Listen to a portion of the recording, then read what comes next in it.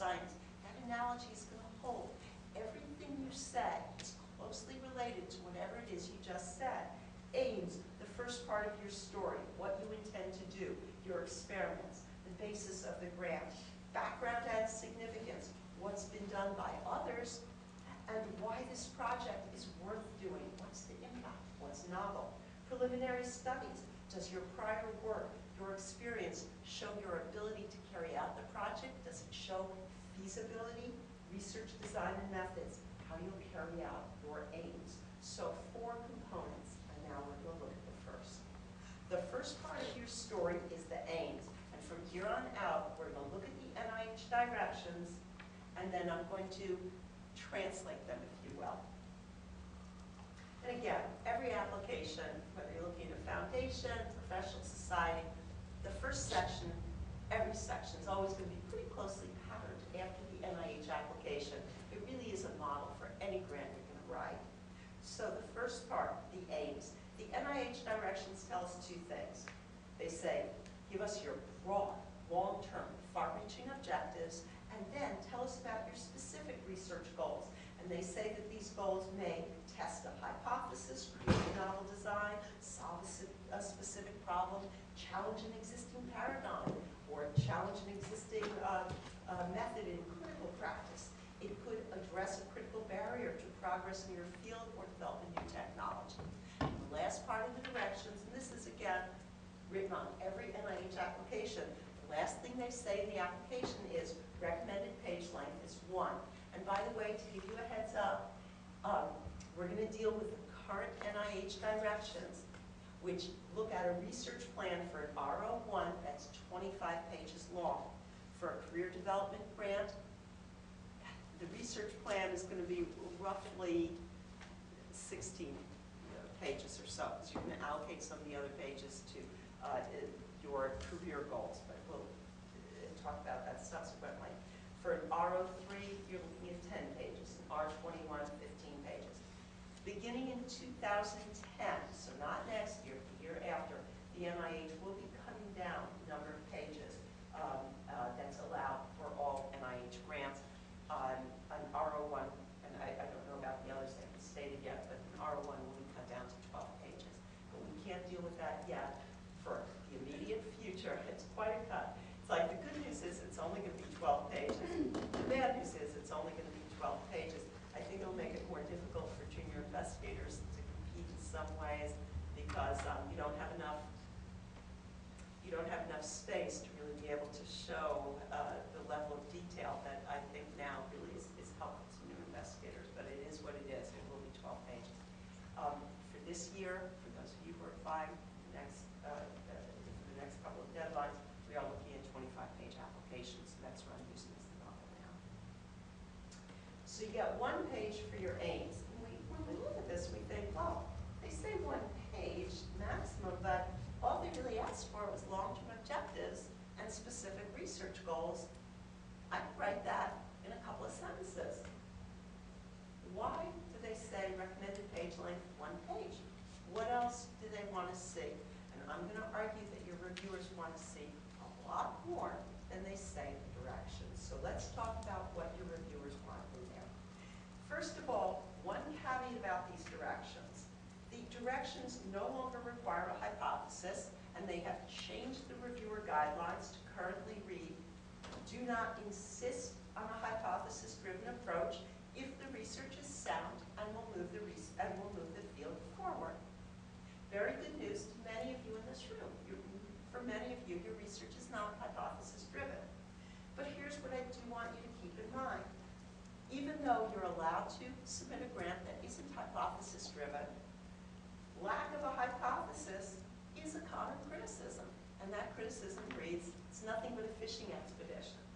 This is taken from a typical, actually sort of a nasty summary statement. It's not particularly typical, but I really wanted you to see to make this point. Summary statement reads, in addition to proposing a research design that's a fishing expedition, this applicant proposes to use every type of bait and piece of tackle known to mankind. Why do I include this? It's not to scare you. It's to make the point that the NIH, even though they say you don't need a hypothesis, your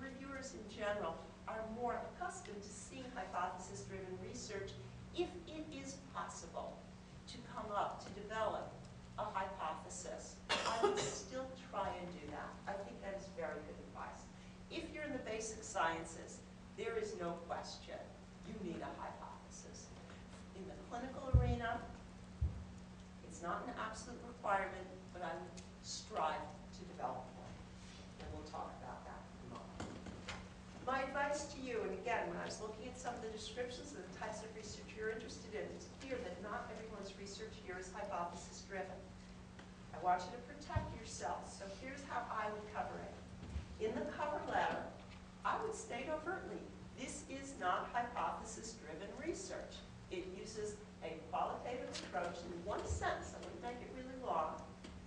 And this is why this research is still justified, important, significant. So I would identify it right up front to make sure it goes to the right study section. Okay? Protect yourselves. And then the second thing I would do is, as we'll see tomorrow when I get to my research design and methods, I would use a category called rationale, in which I explain why I've chosen a non-hypothesis-driven approach. Absolutely, you can get funded, but I guess the best advice I give is to think defensively.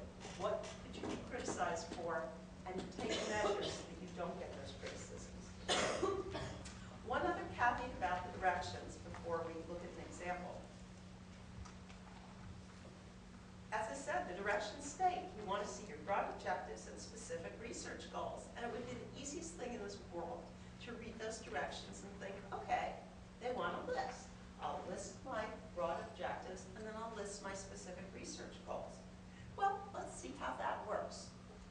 Let's look at this aim, this objective, and this aim that was taken from the grant that I wrote in response to the call for applications to develop a grant writing teaching to increase the number of underrepresented minority scientists.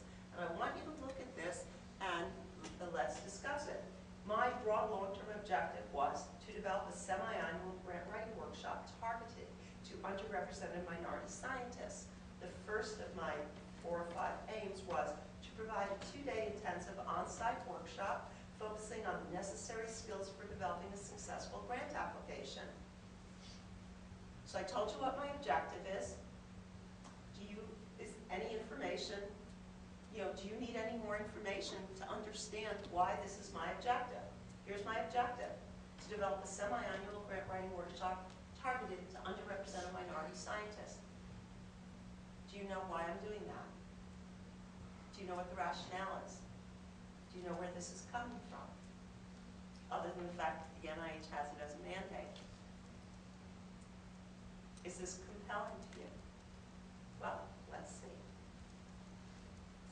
Here's my suggested content, and I want to really emphasize that there is no one-size-fits-all for writing specific aims. I'm going to show you, I'm going to remind you to think about this way of presentation, just following the directions, and then I'm going to give you my suggested content, and I'm going to show you what it looks like and ask you which plays better.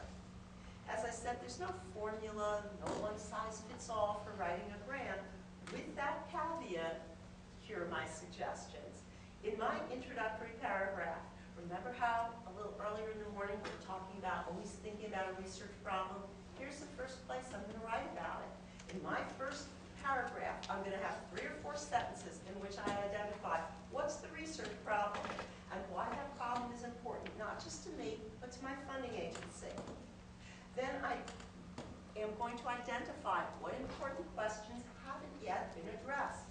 In my second paragraph, I'm going to move into the big picture, what I'm proposing, my overall goal. If I have a central hypothesis, I'm going to include that too, big picture. And again, I'll show you how this looks in a moment. Then I get into my aims, which are always going to be bulleted, my to-do list. And again, different people define aims differently. For me, aim equals experiment. So it's always going to be a to-do list. Experiment 1, to do the following. Aim 1, to identify this, to determine this, to quantitate, to whatever it may be. So a bulleted